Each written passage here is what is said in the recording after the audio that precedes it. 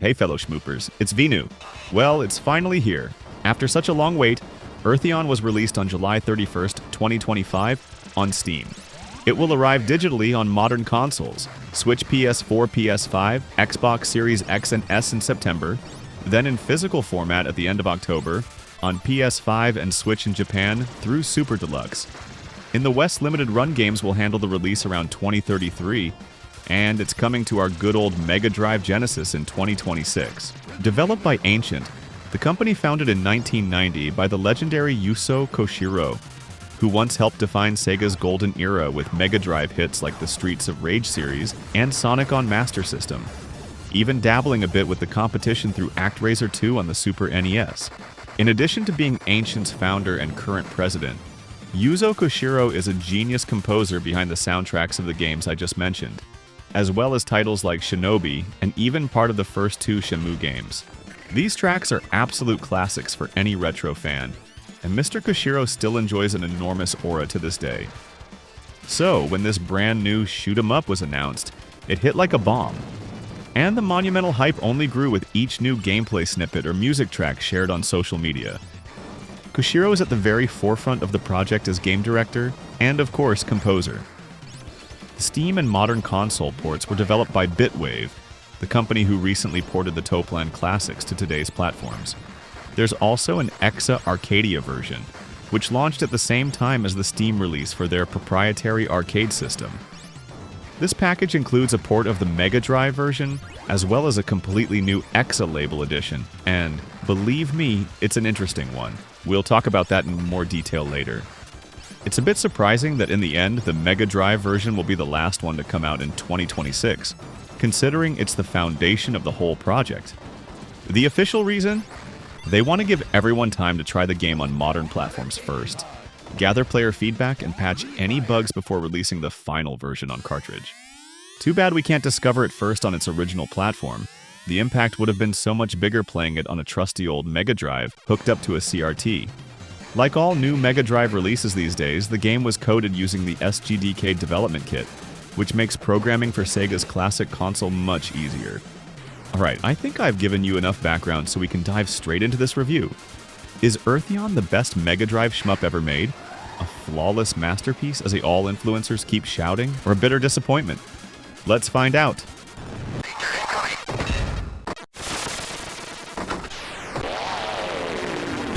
Strike its weak point! Earthion's gameplay is quite original.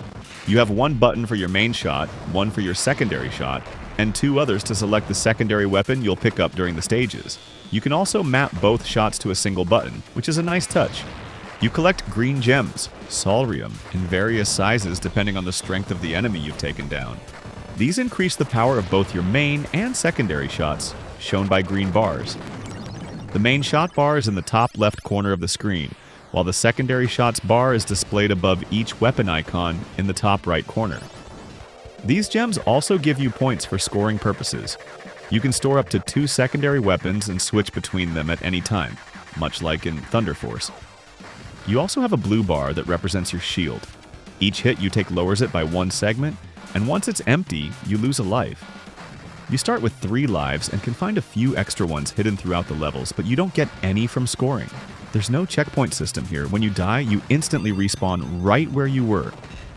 When you get hit, not only do you lose 1 segment of your shield, but you also lose power on your main weapon, and on your secondary weapon if you were using it at the time. When your secondary weapon's power drops too low, you lose it entirely. Even though the game can get quite challenging, especially after Stage 4, your shields automatically recharge after a few seconds without taking damage, just like in modern FPS games. This makes the game much easier, and sometimes too easy. It can lead to some pretty silly situations, especially on the later bosses, where you get hit so much that you're left with no secondary weapon, and only the weak little default pew-pew as your main shot. The fight then drags on forever, but since your shield keeps recharging, you never actually die. To me, that's a balance issue. It only took me 1 play session to 1 CC the game on normal. There's a decent variety of secondary weapons. A flamethrower, an orb that fires in all directions, 2 green homing lasers, rockets, etc. But I find most of them pretty useless. A bit like in Compile Shmups. In the end, you'll probably stick with the 45-degree downward shot a la Sol 10 for its versatility. Even if you can't adjust the firing angle like in that game, and the concentrated laser, which is great against bosses. Despite the generous weapon roster, it's missing an obvious one. Missiles that crawl along walls like in Gradius or R-Type. I don't know, it just seems like common sense to include it. As it stands in tight, jagged level layouts, it can be impossible to hit certain enemies or turrets, which is frustrating. There is a weapon that drops arcing bombs, but I find it slow and inaccurate. In each stage, a key enemy will drop an adaptation pod that takes up one of your weapon slots and is completely useless during the level itself. However, if you manage to keep it until the end of the stage, it grants you access to a shop where you can upgrade your ship. It's a good idea since it adds a trade-off, sacrificing one of your weapons and also trying not to lose the pod during the level. The upgrades are pretty standard. Extra life, higher max weapon power, or an additional secondary weapon slot. I recommend maxing out the upgrades for your shield and the main weapon's maximum power. Easily the best combo since it boosts both offense and defense. Then, toward the end of the game, I invest in increasing the maximum power of the secondary weapons. At the end of each run, you're given a password that you can use either to continue from the level where you lost, or to restart from the beginning if you finish the game, keeping all your weapons and upgrades. It's basically a kind of new game plus, though I don't really see the point except for skewing the leaderboards, since you're heavily advantaged if you start with an already powerful loadout. You get 3 credits to finish the game, starting with 3 lives by default, which can be increased to 6 via the options menu. This also messes with scoring, but honestly, I get the feeling they don't really care about score mechanics anyway. It's very basic. You just kill enemies and collect gems, that's it. I can understand that for a Megadrive game released back in the day, but in 2025 I have much higher standards. When you look at recent shmups, even those released on older systems like SD or ZPF, they all have more evolved and interesting scoring systems that significantly extend replay value. So Earthion has no excuse, and even though I know most players don't care about scoring, it's an important aspect for a game's longevity. As for game modes, there's also a challenge mode where you choose a secondary weapon and a stage, then try to get the highest score within a time limit on a modified level. A caravan mode that PC Engine fans will appreciate. I would have liked a training mode though. There are a few basic options like button remapping and a sound test. They also had the great idea to include a music player to listen to the soundtrack, along with the beautiful in-game cinematics, which is awesome, especially considering the high quality of the music. Graphically, it's truly the bomb we were promised. Mamma mia, it's gorgeous. Huge sprites, tons of sequences moving from background to foreground, well-chosen colors teeming with details, insane parallax scrolling, unmatched beautiful 3D effects, and breathtaking boss animations and intros. The whole thing is super varied with a huge bestiary across the 8 stages of Earthion, offering a full-on visual feast from start to finish. Mr. Koshiro really spoiled us. The icing on the cake is its impressive smoothness. No slowdowns at all despite the huge number of projectiles and the intense on-screen action.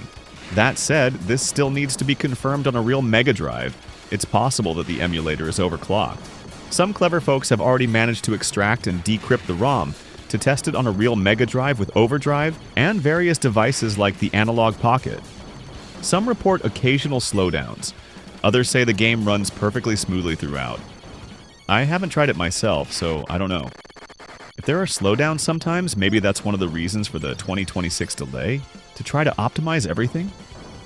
The level design is also impressive, brimming with great ideas, with scrolling going in all directions and nice variety. Some sections are completely open while others have you sneaking through narrow caverns, even with multiple branching paths.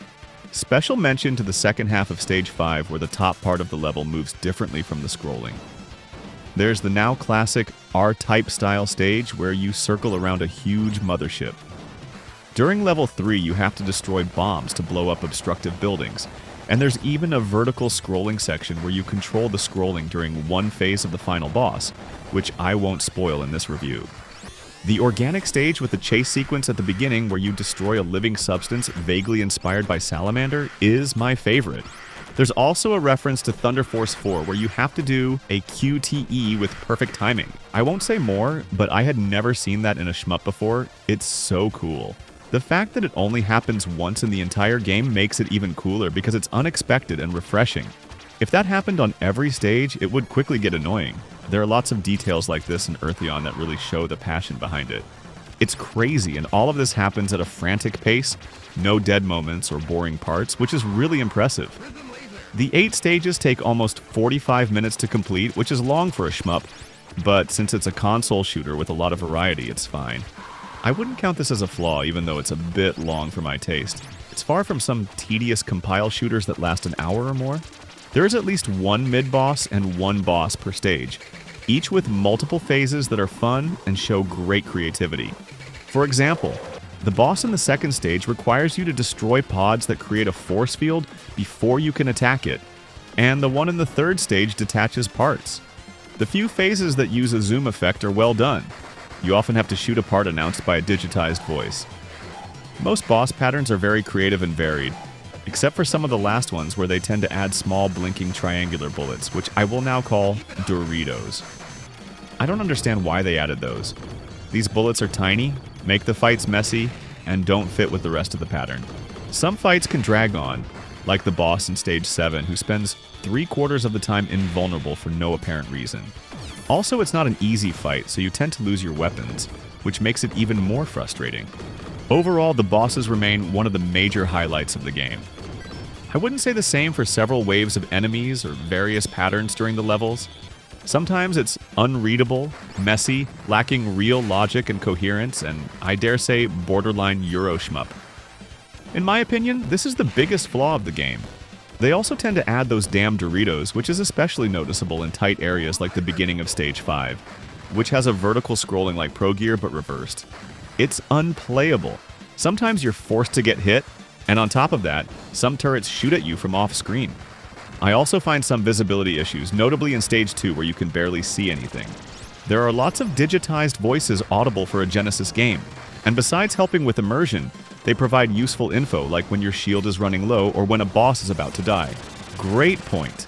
The sound effects are also of good quality, and what can I say about the music? Yuzo Koshiro hasn't lost his touch and delivers absolutely sublime tracks that perfectly match each level. Pure bliss for the ears, this soundtrack is already iconic.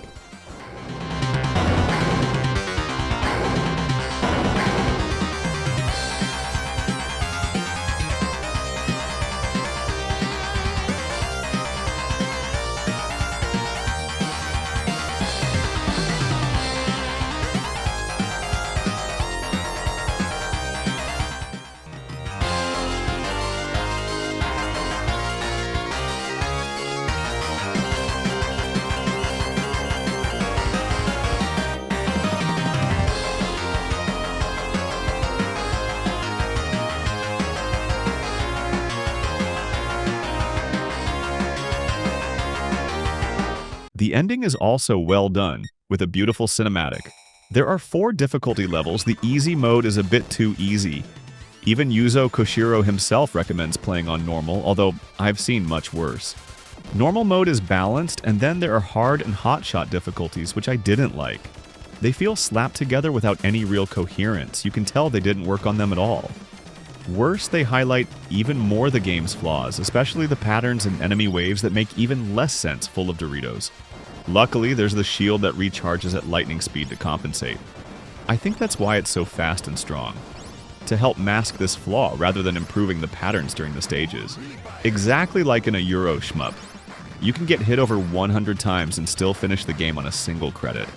Outside of the ROM and the Megadrive emulator, the Steam version offers quite advanced screen settings to simulate a CRT, which is good, although emulators like RetroArch do it much better. As a bonus, it also includes different versions of the game, from early prototypes where you control a mecha, to various demos shown at expos. It's an excellent idea to have integrated these as it allows players to see the game's evolution. Before moving on to the conclusion, I'd like to come back to the EXA Label version available on the Exa Arcadia. The Exa Arcadia is a modern arcade cabinet system launched in 2019, designed to revive the arcade experience but in a contemporary version. Based on an Intel NVIDIA PC architecture, it offers ultra-low input lag, supports up to 4K display on any modern or classic screen ratio, and supports up to 4 interchangeable ROM cartridges. Games are deployed via a fully closed custom Windows OS.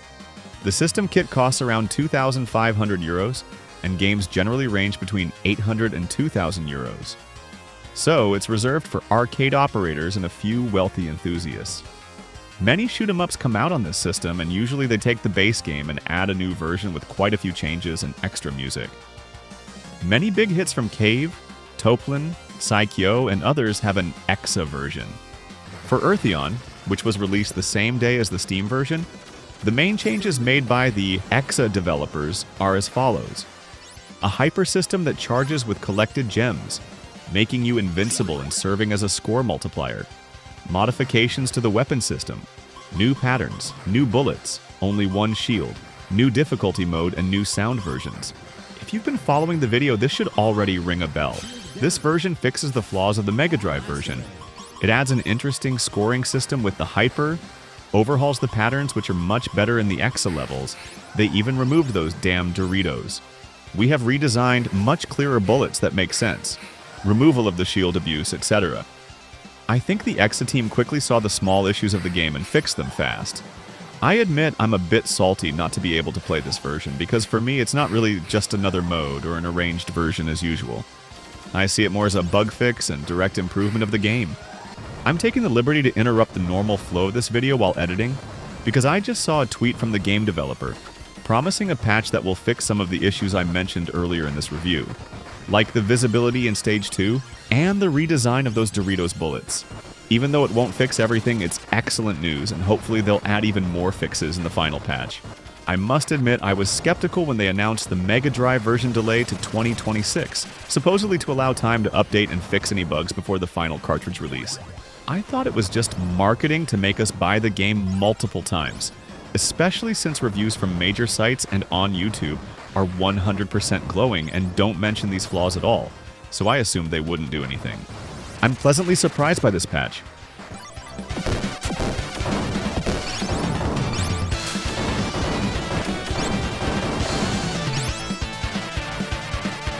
It's not easy to sum up Earthion. One thing is certain. The game is a real punch thanks to its stunning graphics, music worthy of the legendary Yuzo Koshiro, its frantic pace, enemies diversity, generosity in boss fights and animations, incredible bestiary, interesting and refreshing ideas in level design and boss battles. The game is full of tiny details bursting on screen that truly reflect a passion for the Megadrive and meticulous, well-crafted work. You can't stay indifferent to Earthion. In that sense, it truly lives up to the hype. But it's not flawless, and I think many of these flaws come from the fact that despite their veteran status, this is their first shoot-'em-up. We encounter readability issues with enemy waves and patterns that are sometimes messy, poorly balanced, or even shooting at us from off-screen. The scoring system is practically absent. Some late-game bosses are unnecessarily long. Most secondary weapons lack impact and usefulness. The shield system is way too forgiving, and the higher difficulty levels feel poorly balanced and rushed.